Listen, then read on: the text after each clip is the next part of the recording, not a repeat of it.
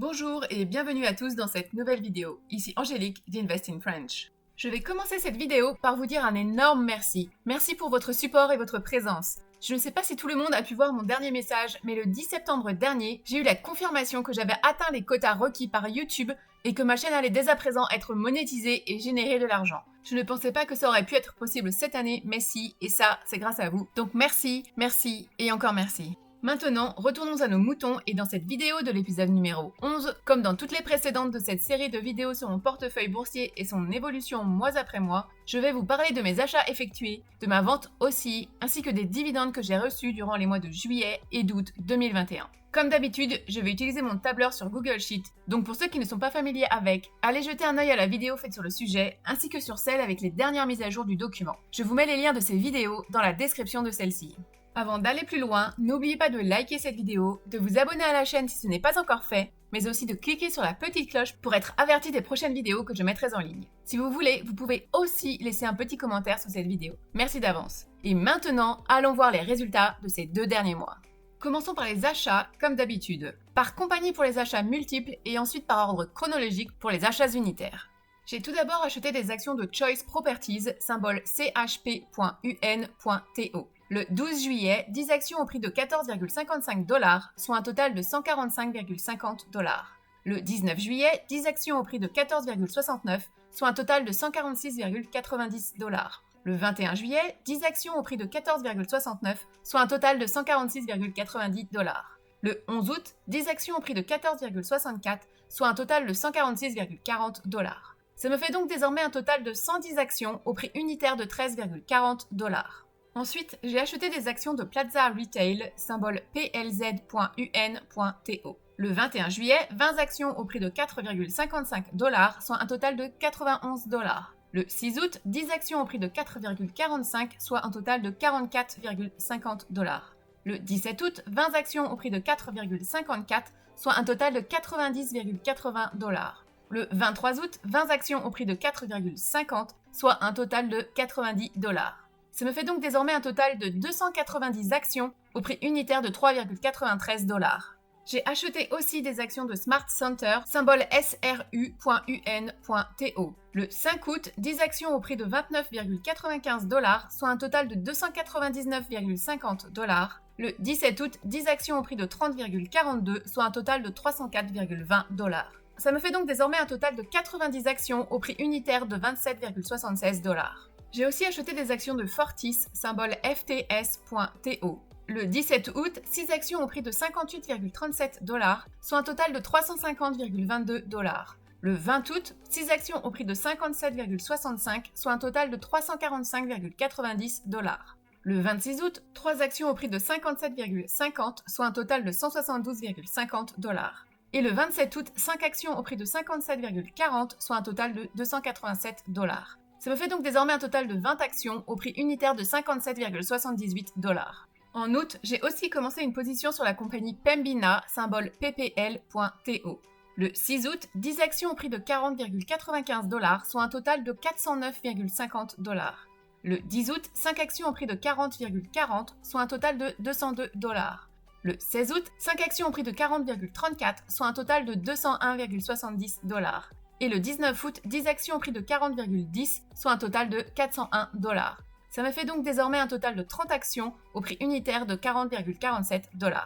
Maintenant, pour les achats unitaires, ça donne. Le 8 juillet, 10 actions de TELUS, symbole T.to, au prix de 27,79 $, soit un total de 277,90 $. Je suis donc à un total de 40 actions de cette compagnie au prix unitaire de 25,70 $. Si vous ne connaissez pas encore TELUS et que vous voulez en savoir plus, allez jeter un œil à ma dernière vidéo où je fais l'analyse complète de la compagnie. Je vous mets le lien en haut à droite. Le 14 juillet, 5 actions de Algonquin Power, symbole AQN.to, au prix de 18,80 $, soit un total de 94 $. Je suis donc à un total de 90 actions de cette compagnie au prix unitaire de 18,49 $. Si vous ne connaissez pas non plus cette compagnie, allez jeter un œil à ma vidéo sur le sujet, je vous mets le lien en haut à droite. Le 16 juillet, 2 actions de Fining International, symbole FTT.to, au prix de 31,40 $, soit un total de 62,80 $. Je suis donc désormais à un total de 110 actions de cette compagnie au prix unitaire de 19,61 $. Le 16 juillet, encore 0,0054 actions de Shopify, symbole SHOP.TO, au prix de 1853,33 $, soit un total de 10,01 $. Merci Kevin pour avoir utilisé mon lien de parrainage. Je suis désormais l'heureuse propriétaire de 0,0054 parts de Shopify grâce à toi. Le 17 août, 5 actions de Enbridge, symbole ENB.TO, au prix de 49 $, soit un total de 245 $. Je suis donc désormais à un total de 15 actions de cette compagnie au prix unitaire de 42,67 $. Et le 31 août, 10 actions de Transalta, symbole RNW.TO, au prix de 19,80, soit un total de 198 $. Je suis donc à un total de 60 actions de cette compagnie au prix unitaire de 18,91 $. Maintenant, parlons de ma vente faite en ce mois d'août. Comme pour ma précédente vente d'avril, j'ai fait ceci pour récupérer de l'argent sur mon RRSP car je ne souhaite pas cotiser dedans, mais j'aimerais acheter des actions américaines supplémentaires. Le 18 août, j'ai donc vendu mes 10 actions de Fortis, symbole FTS.TO, au prix de 58,45 $, avec des frais de commission de 4,95 $, ce qui fait un total récupéré de 579,55 $. Le prix d'achat total pour ces actions était de 433,49 $. J'ai donc fait une petite plus-value de 146,06 $. Bien entendu, j'adore Fortis. C'est donc pour cela que j'en ai désormais 20 dans mon TFSA. Si j'avais pu, j'aurais gardé celle-ci aussi, mais à l'époque Wealthsimple Trade n'existait pas, et du coup j'avais tout sur Kestrad. Maintenant, je ne souhaite garder que des actions américaines chez eux. Donc, petit à petit, je vendrai mes actions canadiennes sur mon RRSP pour qu'il ne soit rempli que de titres américains. Et tout le canadien sera chez Wealthsimple Trade, que j'adore énormément. Pour ceux qui ne connaissent pas encore ce super courtier canadien, eh bien c'est le seul qui offre la possibilité d'acheter et de vendre des titres canadiens et américains sans aucun frais de commission. Si vous voulez en savoir plus, j'ai fait une vidéo de présentation détaillée sur eux. Allez jeter un œil à la vidéo, je vous mets le lien dans la description de celle-ci. Et si vous utilisez mon lien de parrainage pour vous inscrire, lien qui est aussi dans la description de cette vidéo, vous aurez 2 actions d'offerte à l'ouverture de votre compte. Je vous remercie d'avance pour le soutien apporté à la chaîne via l'utilisation de mes liens de parrainage présents dans la description de chacune de mes vidéos. Merci, sincèrement.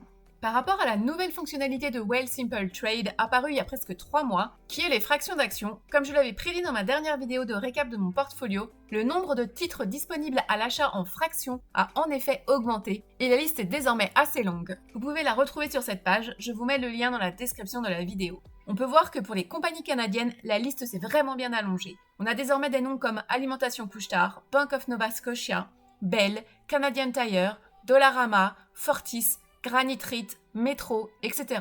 Et du côté américain, on a du Airbnb, Alibaba, Caterpillar, Coca-Cola, Colgate, Delta, Home Depot, Moderna et plein d'autres. C'est juste génial pour ceux qui ont des moyens limités pour investir. Ils peuvent désormais avoir une portion de part dans les plus grosses compagnies qui existent et qui ont très souvent des prix assez élevés.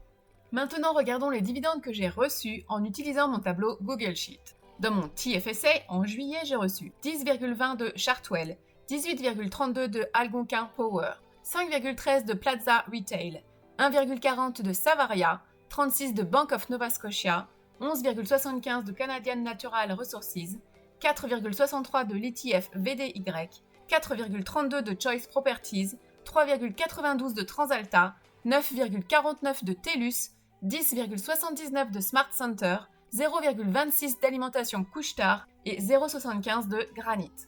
Dans mon RRSP, j'ai reçu 3,45 $ américains de TC Pipelines, soit 4,30 $ canadiens, 4,20 $ américains de Coca-Cola, soit 5,23 $ canadiens, et 4,47 $ américains de Realty Income, soit 5,63 $ canadiens. Ce qui fait un total pour ce mois de juillet de 132,12 $ canadiens ou 116,96 $ canadiens et 12,12 $ américains. Moins que le mois précédent, mais plus que 100 $, donc ça me va.